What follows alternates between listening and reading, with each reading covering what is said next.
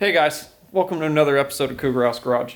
Today, we're putting my NP205 into Carnage for the final time. We got it mocked up in there right now. And then we got to pull out the shifters we put in already and put in the JB shift kit up top, the JB twin stick mount, and there's twin sticks. And run those cables down, connect them to the 205 and get it mounted for its final time. And then we can move on to mounting up a bumper that's over here. So I'm not sure if we'll do that in the same episode or if we'll do that next episode, but we'll see. But in the meantime, let's get this knocked out. Cue the music.